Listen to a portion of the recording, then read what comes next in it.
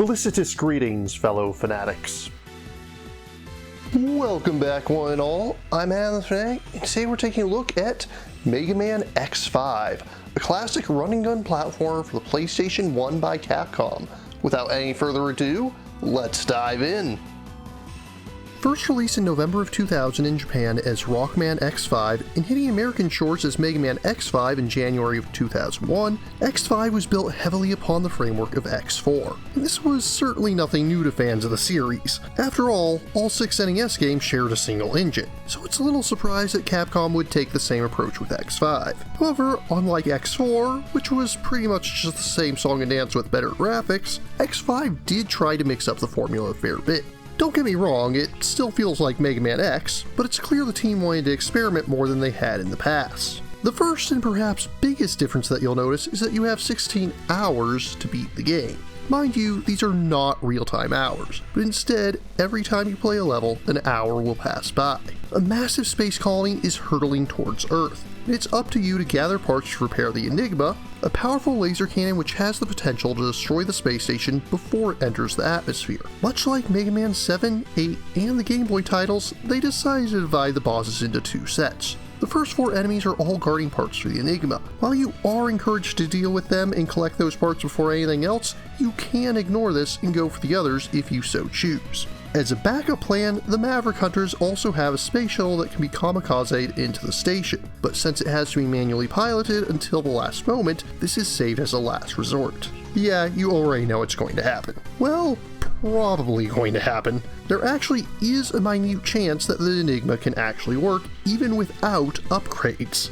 There's also a number of smaller changes to the formula. First, this game has not 1, but 2 armors for X to find, and on top of that, if you play the intro level as X, you'll also get a weakened version of the 4th armor. It no longer has infinite special weapon ammo and can't do the Nova Strike, but it still has the plasma shot, which is pretty nice in and of itself, to say nothing about its boost to mobility and armor. In order to use the other armors, you have to find all 4 parts of them first. The Falcon armor gives X the ability to fly through the air for a fair amount of time, and also makes him immune to many attacks while doing such. His charge shot becomes a small but powerful laser, and as a more mixed bag, all special weapons are locked into the charge version of the attack, but you no longer have to take the time to charge them up.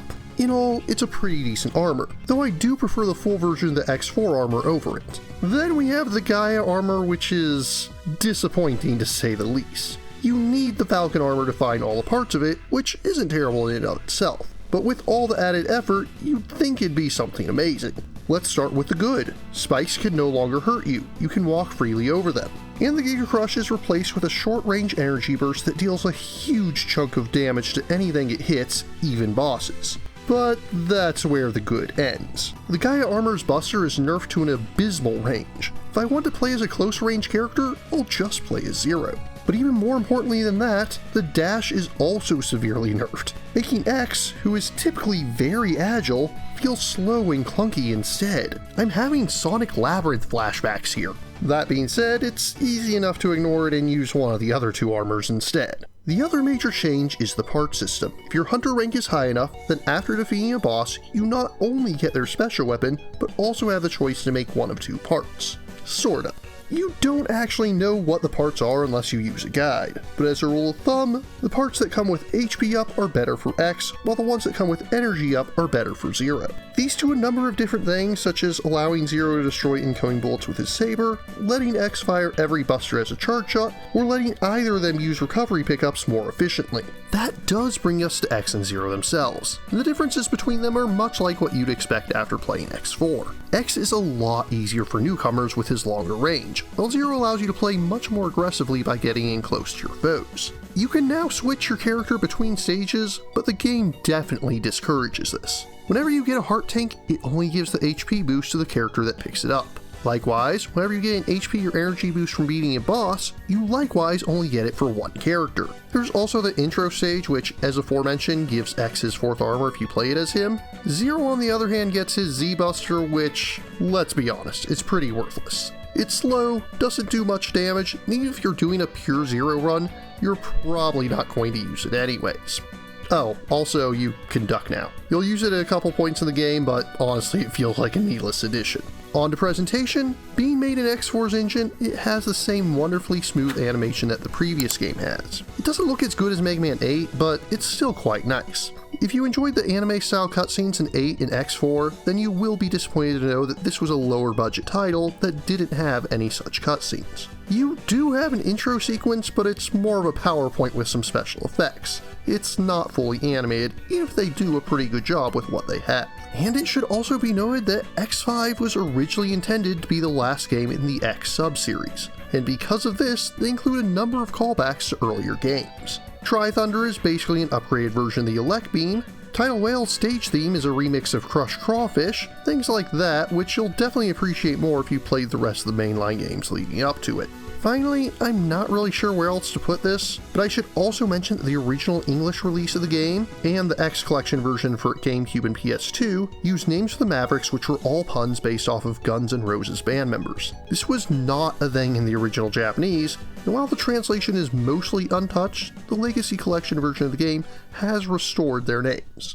Plot-wise, the game starts with a completely mysterious figure. Yes, it's Sigma. They reveal this moments later in the intro stage. Sigma actually appears as the very first boss you fight, and when you defeat him, it releases a virus into the atmosphere, which seems like it shouldn't work that way with a computer virus, but regardless, it starts infecting Reploids all over the world and making them go maverick. To make matters even worse, the Eurasia space station is also hijacked. It is now drifting towards Earth. Though we don't see much of the station itself, it's implied to be large enough for the crash to be cataclysmic in scale. Oh, and then there's Dynamo. He works for Sigma, shows up a couple times to fight, and yeah, that's it. We never really find out anything about it, but the end is where things start to get interesting. And here we come to the part of the review where we'll be discussing the plot. If you wish to avoid spoilers, please jump ahead to the time coordinates indicated on screen. Initiate temporal distortion now. Still with me? Then don't say I didn't warn you. Just like the Enigma, the shuttle mission actually has a chance to fail. It's a pretty slim chance if you get all 4 pieces, but it's still present all the same. If you fail to stop the colony, not only is most organic life on the surface wiped out, but Zero reverts to his original programming as designed by Dr. Wily. If this happens, you'll lose control of Zero for the final stages and must play through them solely as X. Regardless of whether or not the shuttle mission succeeds, the Sigma virus mutates into the Zero virus and creates a crater where cyberspace and the physical world cross over into one another. From there, you have to do the usual gauntlet of stages and bosses to test your mastery of what you've faced thus far. And this is also where a number of those references to earlier games come in, with Quickman's laser beams, a new Devil Series robot, and a new take on Rang to Bangda all coming into play. The third stage is where things get really interesting. Firstly, while all 3 PlayStation Mega Man X titles have X's ultimate armor, in X4 and X6 it's impossible to unlock without a cheat code. However, in this stage, if you visit it without using armor, you can find a hidden Dr. Light capsule which will give you the armor to use in the final stage. It's mostly identical to the 4th armor with one key difference. You can use the Nova Strike as often as you like. This deals heavy damage to any enemies and makes you invincible during the attack animation, which makes the boss rush, and even Sigma himself, a breeze. Regardless of whether or not you take the armor, when you get to the boss room, there's no Maverick there. If you're on the good ending route, then X and Zero will both suspect one another of being infected by the virus. And honestly, it's a pretty weak justification for them to fight, but the fight against X in particular is pretty unique as he uses a moveset from X4. However, if you're on the path for the bad ending, you'll instead fight Zero in what would later come to be known as his awakened state, where he's much more vicious. If you take too long fighting him, he even has an unstoppable attack that instantly kills you, putting plenty of pressure on you to take him out quickly. Regardless of who you're playing as, both heroes are badly damaged by the battle. Sigma tries to finish them off, but Zero intervenes to protect X. After the typical boss rush, you'll face off against Sigma. If playing as Zero, Sigma makes it clear that Wily is the one that keeps reviving him, and even as they die, Wily and Sigma make one last desperate gambit to kill X. Zero is destroyed in the process, but fires one final shot at Sigma's core. Or is that robotic skull actually what remains of Dr. Wily himself? Zero is sated to die regardless of which ending you get. If you get X's good ending, he'll take Zero's saber into battle, which is used as the basis for the sequel. However, I think that the bad ending was actually intended to be the canon one. In it, one of the other hunters asks X what his dream is, and he responds with Elysium. I'll discuss my theories about this in more detail once we get to the Zero series, but this is clearly referring to the space station Elysium that appeared in Mega Man Legends 2. Welcome back, Chrononauts. You're just in time to join us for the conclusion. All in all, Mega Man X5 shakes up the traditional Mega Man formula, and the results are honestly a mixed bag. I really like the idea of having multiple armors, being able to switch between characters without starting a new file is nice, and the part system is a good foundation, but the implementation of these ideas isn't perfect. The Gaia armor, while certainly unique, simply isn't any fun to use. And why give players the option to switch characters if you're just going to penalize them for doing such?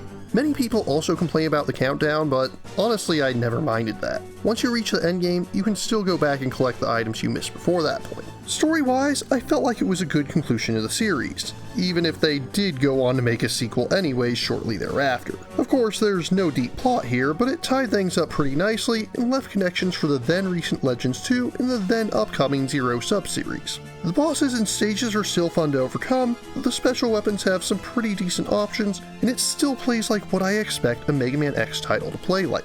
A lot of players say that this is the point where the X series started going downhill, and while I can certainly see why some would say that, I strongly disagree. As for myself, I actually consider it to be one of the better X games and find it to be worthy of a respectable 8.7 out of 10. If you're interested in playing Mega Man X5 for yourself, the easiest way to do so these days is via the Mega Man X Collection 2, which is available for all major consoles as well as for PC via Steam. If you're interested in purchasing or learning more, links are included in the description. But what about you? What do you think of Mega Man X5? What's your favorite game in the X sub-series? If you have any questions, remarks, or opposing points of view, leave them in the comments down below, and don't forget to like, share, subscribe, and ring that bell. And if you really enjoy my work, please consider funding my channel on Patreon. Until next time, farewell, fellow fanatics.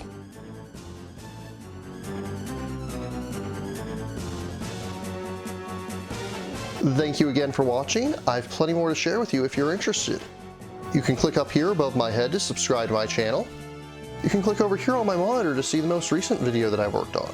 Or if you prefer, you can click up here to open this mysterious vault and see what video that the YouTube algorithm has picked just for you.